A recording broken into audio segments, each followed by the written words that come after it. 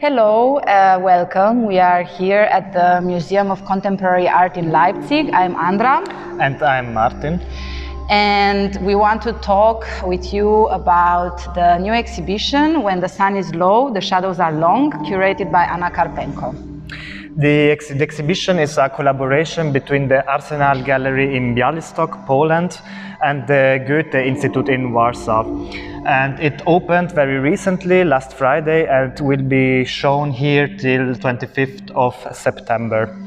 Russia's war against the Ukraine gave those exhibitions in Białystok and Leipzig a special urgency, and has also brought again into the focus many regions in Eastern Europe that had previously received little attention in Western European medias.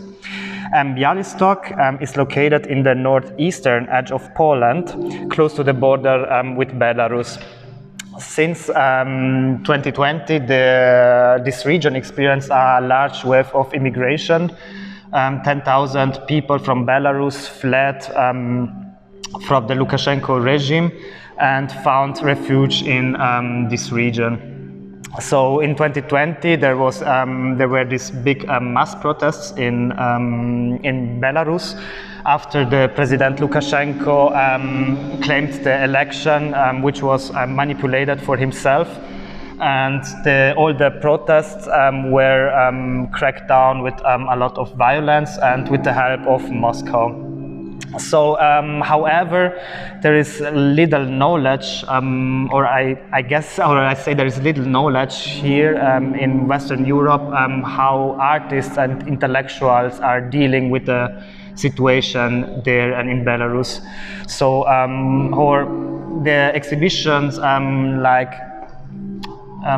the exhibition is actually meant to show us many positions on the situation in Belarus. Artists are reacting to the political situation there, and from different perspectives, also approaching the subject from personal perspectives or from a traditional point of view, like referring to traditions from Belarus, or fighting for own voice or authenticity. So first of all, I will start by commenting on the title of the exhibition. When the sun is low, the shadows are long, refers to a moment where it's unclear if the sun will go up or down, because many times, maybe when it's sunrise or sunset, we don't know if it will rise or if it will fall. So the exhibition wants to, or the curator through this exhibition wants to emphasize on this transitional and liminal state in which the country has been for a long time, and it still is under the rule of this president. And not only, even in the past, the region has been between great powers, between big powers like the Russian Empire or the Western world. So being in this constant state of waiting for something to change and fighting for something to change. And in this context, it is important to mention that the term national for this exhibition and for Belarus artists has a bit of a different meaning than in the Western world, because when a country which is totally non-colonial and which is destroyed recurrently by colonial powers, the term national means taking back something which others want to destroy, is finding own roots and own voices. So this is the key in which this exhibition deals with this term, and also appropriating or taking back its own history, which has been appropriating. For example, besides the 20 artistic positions in this exhibition, the curator also chooses 2 historical positions, and one is the one from Vladislav Streminsky, and he is, for example, one of the founders and the very important figures of the Polish avant-garde, but somehow it is not mentioned that he is from Belarus. So these kind of things, of course, we know that happened in history, because history is not necessarily a presentation of facts, but rather a distortion of facts by certain people who have the power in certain moments in time. So this exhibition is also about taking back what has been appropriated throughout history and in the present by political oppressive structures, and not only. And talking about this liminality or this transitional point, the curator also mentions how many people in Belarus have this feeling of floating and on paddling on a boat, but not knowing when they will reach the destination. And I think this is a beautiful and somehow also sad metaphor for the situation that they are dealing with there. Yeah, I mean, and since we are talking about boats and floating and metaphors, I would suggest to go to Helda's artwork. Yeah, let's go.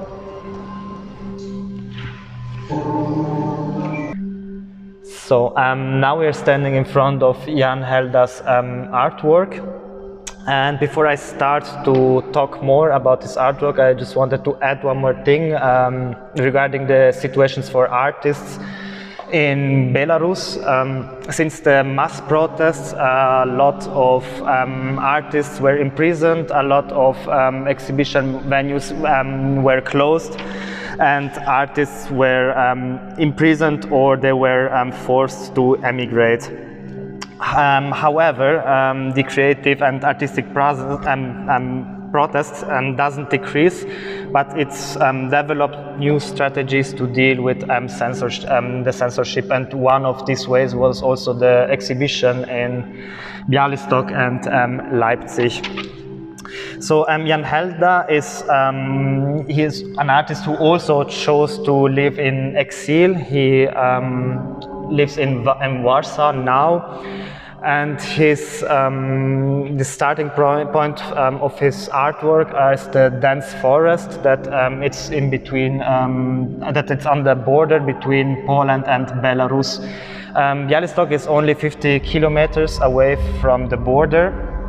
And the starting point is also like the Augustov Canal. It's basically a canal which was constructed in the 19th century to diverting goods between Lithuania and Poland. And the border, and it's today this Augustov Canal runs through the territories of two opposing political and economical systems, Belarus and Poland, or the European Union. So the border, it's quite difficult to overcome the border. Trains haven't been running for a long time, and planes from Belarus are no longer allowed to land in the EU countries, since the Lukashenko regime forced a Ryanair plane to land in Minsk, where a blogger was sitting, a blogger who wrote against the regime. So also the artists who wanted to, artists from Belarus who wanted to participate to the opening in Belarus had to fly via Turkey, Armenia, or other countries to join the opening. Yeah, so this boat, I mean, it could show like another way, another illegal way to cross the border between these two, different political and economical systems. And what are the materials that the artists used? Exactly, one is wood, and the other one, the upper part, is made by barbed wire. Exactly, it's barbed wire. And yeah, I mean, this again, it's like this metaphor of floating again, which you were talking about before, and also of imprisonment. I find with exactly, the barbed wire. and floating like between these two systems, like between the Belarus and the European Union, even if Belarus is part of the European continent, there is still this in between us, the two systems. Yeah, it's like you make a boat, which is a possible escape, but actually by adding this layer with the barbed wire, it's a very strong. Imprisoned, like it's a very strong imprisonment feeling. Talking about water or escaping. We can go to the next artwork. So here we are in front of Zhanna Gladko's artwork, Reality Will Manifest Itself. This artwork is an installation which consists of this video and these other elements which you will see. The video is made on the 21st of December 2020, on the day of the winter solstice. This day is actually the shortest day of the year, and in many cultures it signifies the beginning of a new year. And through this video, the artist is celebrating the return of the Lilith. And in which sense? In the sense... return of the Lilith, yeah? Yes. In the sense that she is celebrating her true inner self and escaping the patriarchal oppression. Lilith is a mythology figure which is appropriated by the feminist discourse as a strong and independent woman. She is actually the first wife of Adam, who was made from the same soil as him and not from his rib, but who was not accepted in the Garden of Eden because she wanted to be equal with Adam. Therefore, Lilith becomes a demon, but in the last decades, she is appropriated by feminism as an empowerment symbol.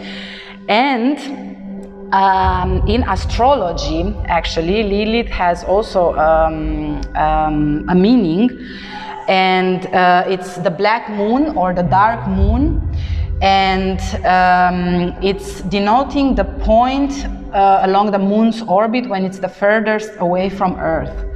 And Lilith is also associated with the subconscious desires of the human mind. So therefore, the artist connects this video and this walk in the sea, facing her fears, because actually the artist has a phobia for deep water. And she combines it with this story and with this myth of Lilith and with the astrology interpretation of it. And she creates these panels, which you can see next to the video. And the panels are astrological charts of like she calculates the astrological charts because you can calculate your black moon, your Lilith black moon, and you can see what sign you get. Like you can be an Aquarius with your Lilith black moon in Leo, or for example. And I mean, these charts here are more complex, so she combines the birth and death charts of relatives of hers together with events from her own life in creating and with finding this black moon in Lilith, in creating these compositions. And I mean, the work is a representation of challenging oneself and finding the deep desire of freedom, or this is how I interpret it, and having also control over your own body. And could be also a reference to the protests which you mentioned, that you mentioned about, which happened in 2020 and went for a long time. And these, throughout these protests, the people did not know if they will go to the protest and go back home from the protest. So this is also some, it connects to this plunging in the water and diving deep in the water, walking deep in the water. So since you, Andra, talked about an artist who used some autobiographical notes, I thought I could show the works by Masha Zviatogora, because there are a lot of artists inside the exhibition that uses their own family story to talk about life in Belarus, life in Minsk. And so most of these 20 positions shown inside the exhibition left the country, left Belarus, but some of them decided to stay in the country, and one of these artists is Masha Zviatogora. So her collage shows life in Minsk and tells how growing up is in one of the huge Soviet blocks on the outskirts of the capital city, where she basically grew up. I mean, these are this kind of gray blocks, like these sleeping quarters, and they are not very attractive residential areas. I mean, here flows of people encounter one another on their everyday routines, but there is not much interaction happening. There is not much social life actually between these big blocks. However, there is a big difference between like these huge blocks in maybe Germany and these blocks in Belarus, because they are a kind of protected space for people who are against the Lukashenko regime. Mm-hmm. So it's easier to avoid the eyes of the regime here than on the big boulevards in the city center. And it was never a question for her, for the artist, to leave the city. Because she said that you can go underground in these neighborhoods and work in a freer way. So in this collage, she shows everyday life in Minsk and shows how the big contrasts in the everyday life. She uses gray images, and she uses this colorful children's drawings. Yeah, I wanted to ask you what is here on this screen, because it's very different than the others, and I see it's also printed on the wall. Exactly. In fact, she this picture you can hear was used as a wallpaper in black and white, and these are basically notes or things the artist has written in the first class of elementary school. And it's not a pure case that this artwork is shown here in the corridor, where you have the view to the outside, to the park, where these birch trees are growing. And actually this wallpaper reminds birch trees that are widely spread in Belarus and the neighboring area. I understand. I wanted to ask you though about this reference to the first time when the artist wrote something, and if this can be interpreted in this key of violence and normative systems which are imposed on people, because of course we all know that writing imposes a specific language, imposes a specific way of writing, and but it is actually because, I mean, the students in Belarus, I mean, they were supposed to speak and learn Russian and not their own language, first of all. And then the artist also, she was a left-hand writer, and the teachers imposed her to write with the right hand. I mean, it was a very common practice, like decades ago, but now, I mean, it's recognized as a violent act somehow. So I think, yeah, it is for sure. Yeah, since we mentioned this, we can maybe go to another artwork which talks about yeah, like oppressive systems when it comes to school. So here we are next to the artwork of Alla Savashevich. And it looks quite impressive. And yeah. you know what is it's made from? Or? Yeah, it's pieces of metal braided together. And the artist appropriates the apron. So through this artwork, she refers to the aprons that young girls are forced to wear in school. And as we talked earlier about school and about oppressive mechanisms, these uniforms are also meant to keep pupils obedient. And of course, the apron is something specific for girls. And through this art piece, on the one hand, we can read it because this material is very heavy. So we can read it from the perspective of how heavy the oppression on women is, but we can also take it in an empowerment, from an empowerment key, let's say, and use it as a metaphor for fighting, for women in protests, for example, like we were talking about these protests in 2020. Actually, the presence and the role of women was very strong in the protests, and this can be also like an armor and a metaphor for female fighters.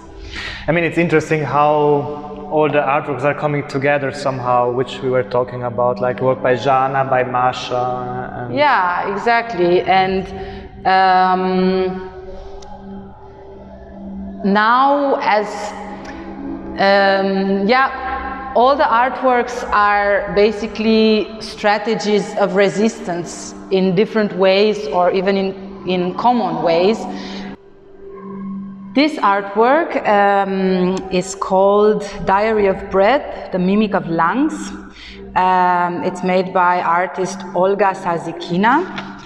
And as I was saying at the beginning,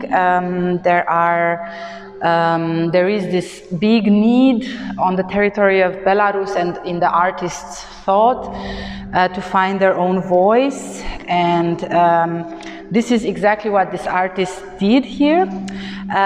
This is a series where she records her breathing. So she listens to the rhythm of her breath and then draws listening to this. And before she starts any drawing, she meditates, so she can listen to, so she can be very focused. And she started doing these drawings back in 1997 as a response to the political situation in Belarus. And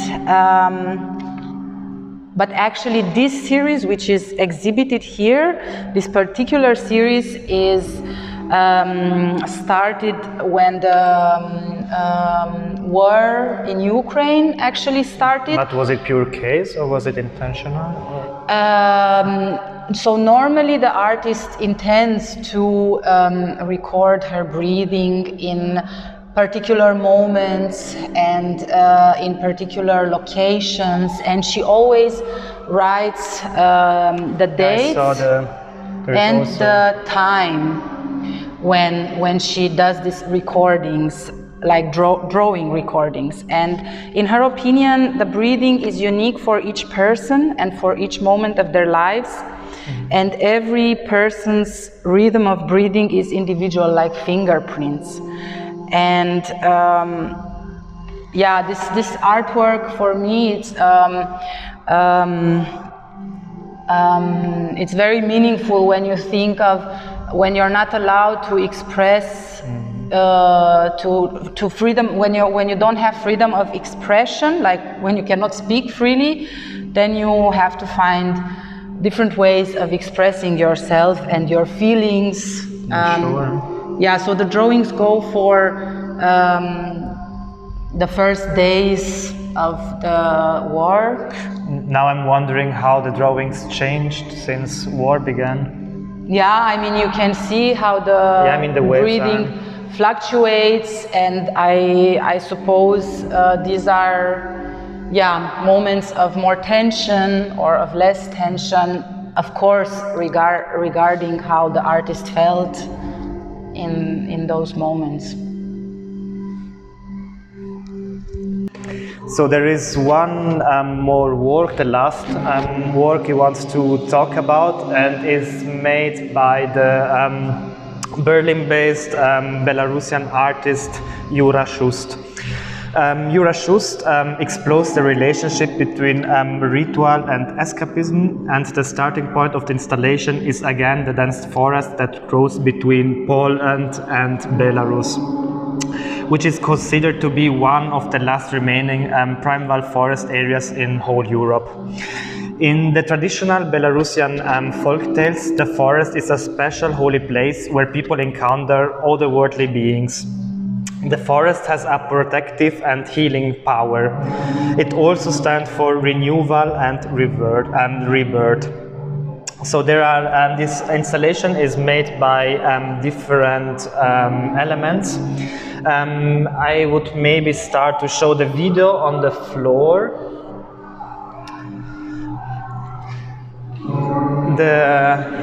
Exactly, maybe Melanie, you could show to the viewers.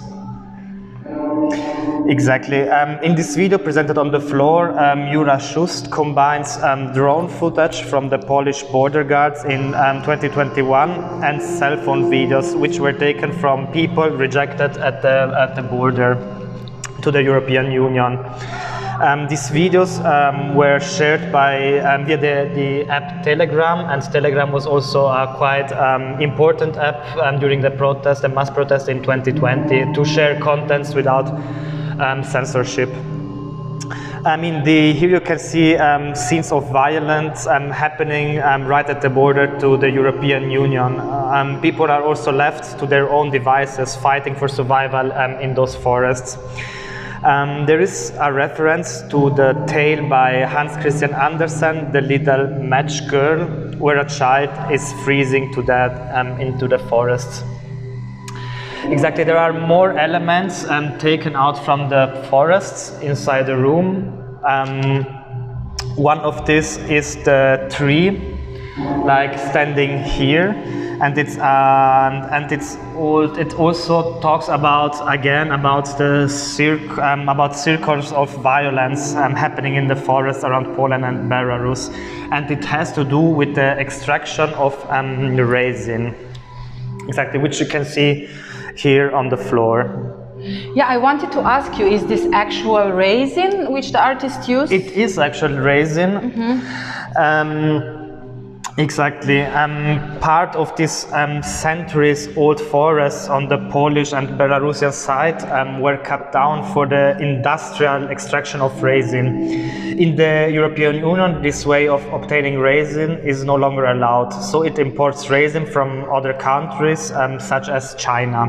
However, Lukashenko has sold part of the forests in Belarus to China, which now extract resin from the tree, and which in turn is sold back to the European Union. So you see again, like this circle of things happening that and has to do with violence. And I mean, this kind of violence you can, this piece here, it reminds of blood.